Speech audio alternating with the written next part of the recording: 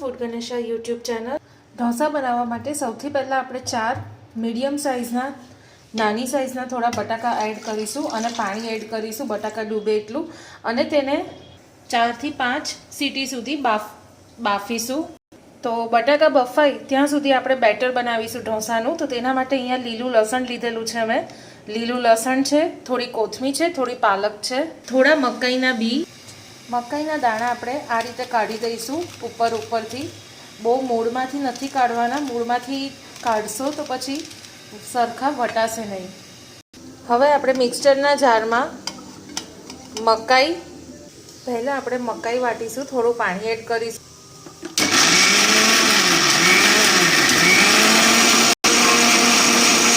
મકાઈ વટાઈ પછી આપણે કોથમીર એડ કરીશું, થોડી પાલક એડ કરીશું। પાલક કાચી છે, આપણે બાફી નથી। પાછું આપણે વાટીશું।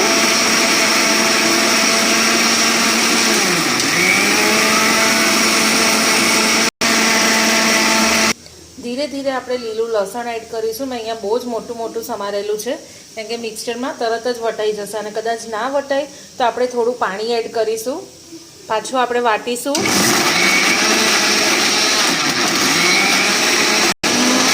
તો પેસ્ટ તૈયાર છે।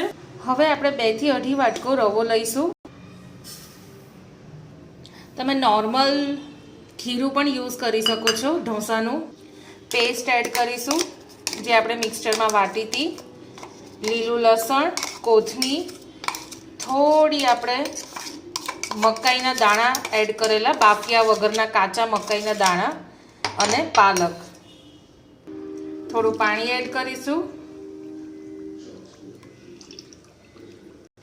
ધીમે ધીમે આપણે પેસ્ટ અને રવો બંને મિક્સ કરીશું। જરૂર પડે એમ આપણે પાણી એડ કરતા જઈશું। હજુ પાણીની જરૂર પડશે।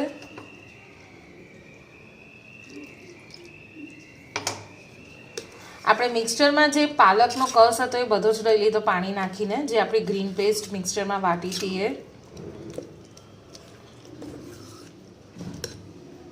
3 ચમચી જેટલું આપણે ખાટું દહીં એડ કરીશું। જો દહીં શિયાળામાં કદાચ તમારે ખાટું ના હોય તો તમે એને 2-3 કલાક બહાર રાખીને યુઝ કરજો। ફરીથી મિક્સ કરી દઈશું।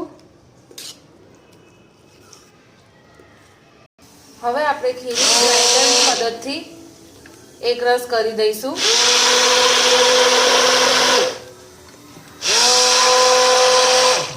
તો તમે જોઈ શકો છો પેસ્ટ એકદમ સ્મૂથ થઈ ગઈ છે। હવે 1 ચમચી મીઠું એડ કરીશું।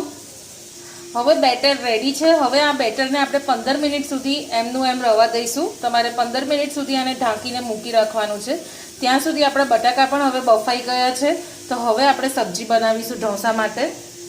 શાક બનાવવા માટે આપણે લઈશું લીલા કાંદા, 1 ગાજર અને ફણસી। તમારે ત્રણેય શાક આ રીતે ઝીણું ઝીણું સમારવાનું છે। આ શિયાળાની સિઝન છે એટલે આપણે લીલો કાંદો લીધો છે। એક પેણીમાં 3 ચમચા તેલ લઈશું। તેલ ગરમ થાય એટલે 1 ચમચી અડદની દાળ છોતરા વગરની એડ કરીશું। અડદની દાળ થોડી લાલાશ પડતી થાય એટલે આપણે રાઈ એડ કરીશું। લીમડો અને ઝીણું સમારેલું લીલું મરચું, લીલો કાંદો, લીલી ડુંગળી ઝીણી સમારેલી, બરાબર હલાવી દઈશું, મિક્સ કરી દઈશું। 2 મિનિટ પછી ફણસી એડ કરીશું ઝીણી સમારેલી, બધું મિક્સ કરી દઈશું। 5 મિનિટ વટાણા આપણે આ રીતે ગેસ ઉપર ગરમ કરીશું। ગાજર એડ કરીશું।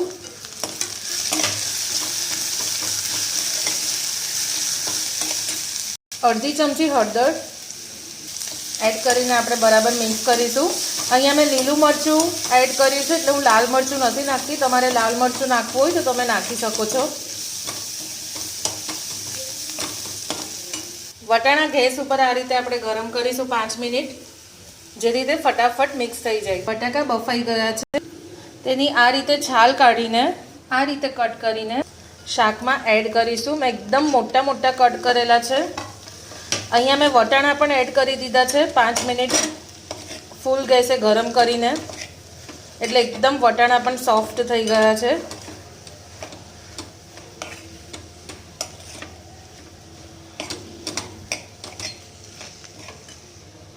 અડધી ચમચી જેટલું મીઠું એડ કરીશું અને બધું જ શાક બરાબર મિક્સ કરી દઈશું.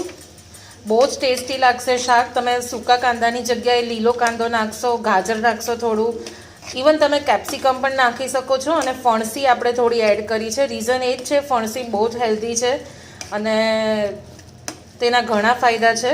તો આ રીતે આપણે થોડી થોડી ક્વોન્ટિટીમાં શાકમાં એડ કરીશું તો સરસ લાગશે શાકનો ટેસ્ટ પણ, અને બાળકો માટે પણ સારું. ઢોસાની તવી મેં ગરમ કરવા મૂકી છે. ખીરું એકદમ સરસ સેટ થઈ ગયું છે, તમે જોઈ શકો છો તેની કન્સિસ્ટન્સી ખીરાની. અને સાથે જ અહીંયા મેં એક ડીશમાં થોડું પાણી લીધું છે અને કટકો લીધો છે. તવી ગરમ થાય એટલે આપણે એક ટીપું તેલનું એડ કરીને ભીનો કટકો આ રીતે ફેરવી દઈશું. અને તરત જ તમારે પછી જે બેટર છે ખીરું એ આ રીતે સ્પ્રેડ કરીશું. પહેલો ઢોસો છે એટલે તમે થોડો નાનો બનાવજો અને જાડો બનાવજો.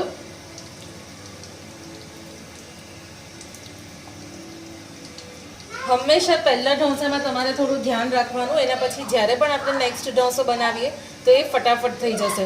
હવે આપણે તવીનો ગેસ વધારીશું, થોડું મીડિયમથી થોડો વધારીશું જેથી ફટાફટ નીચેનું પડ ચડી જાય.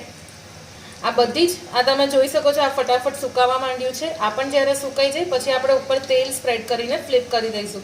તમે તેલની જગ્યાએ ઘી તો નહીં પણ બટર યુઝ કરી શકો છો, જે આપણે બહારનું રેડીમેડ બટર યુઝ કરીએ છીએ અમૂલનું. એ પહેલો ઢોસો છે એટલે આપણે ધીરે ધીરે સાઈડ પરથી આ રીતે થોડી થોડી ખાલી કિનારી જ આપણે ઉખાડીશું. હજુ આપણે 1 મિનિટ સુધી ધીમા ગેસે થવા દઈશું. હવે તો બધી જ બાજુ જ્યારે તમને લાગે ઢોસો ચડી ગયો છે, આપણે આ રીતે થોડું થોડું ચેક કરીશું. ઓકે, તો હવે આપણે ઉપર તેલ સ્પ્રેડ કરીશું. તમે બટર પણ યુઝ કરી શકો છો પીગળેલું, અને આ રીતે ફ્લિપ કરીશું. વચ્ચેથી થોડો વધારે ચડી ગયો છે. હવે આપણે ગેસ ફૂલ કરીશું જેથી બીજી સાઈડ ફટાફટ ચડી જાય. અમારા ઘરમાં બધાને એકદમ સોફ્ટ ઢોસા ગમે છે, એકદમ કડક ઢોસા નથી ગમતા, એટલે હું ઢોસો થોડો જાડો રાખું જેથી શાક રોટલીની જેમ ખાતા ફાવે. તમે તમારા ઘર પ્રમાણે એને કડક કરવો હોય તો ધીમા ગેસે થોડું વધારે રવા દેવાનું, અને સોફ્ટ કરવો હોય તો તમારે ફૂલ ગેસે ફ્લિપ કરીને થોડો જાડો રાખવાનો ઢોસો. 2 મિનિટ પછી આપણે બીજી બાજુ જોઈ લઈશું. ચડી ગયો છે કમ્પ્લીટલી. હવે તમારે એક ઢોસો કાઢ્યા પછી નેક્સ્ટ ઢોસો જ્યારે કરો ત્યારે તમારે ગેસ એકદમ ધીમો કરી દેવાનો છે, અને આ રીતે તમારે કોટનનો ભીનો કટકો ફેરવવાનો છે અને પાછો પ્લેટમાં મૂકી દેવાનો છે જેમાં આપણે પાણી રાખેલું છે. ફરીથી આપણે ધીમે ધીમે સ્પ્રેડ કરીશું બીજું ખીરું. હવે આપણે થોડું મોટું કરી શકીએ છીએ. પહેલો હંમેશા તમારે નાનો રાખવાનો જેથી કદાચ આ તો ચીપકી જાય તો તમારી તવી એટલી વધારે ના બગડે. તો હવે બહુ જ ઇઝી રહેશે ઢોસો બનાવવાનો. હવે ફટાફટ થઈ પણ જશે અને ફ્લિપ પણ થઈ જશે. બસ આપણે આ જ રીતે બધા જ ઢોસા બનાવવાના છે. કેવું છે ભાઈ? વાહ. તો આ લીલા લસણના જે આપણે ઢોસા બનાવ્યા છે બહુ જ સરસ બન્યા છે ટેસ્ટમાં. ઇવન તમે આ એકલા પણ ખાઈ શકો, સબ્જી ના બનાવો તો પણ ચાલે. ખાલી તમે નારિયેળની ચટણી બનાવો તો પણ ચાલે, એમાં ડીપ કરીને પણ આ બહુ જ સરસ ટેસ્ટી લાગશે. એક વખત જરૂર ટ્રાય કરજો. જેને લીલું લસણનો ટેસ્ટ ગમતો હોય એ લોકો તો ડેફિનેટલી ટ્રાય કરે, અને બહુ જ સરસ લાગે છે. So thank you so much friends. આવી જ રેસીપી જોવા માટે મારી ચેનલ ફૂડ ગણેશાને જરૂર વિઝિટ કરજો.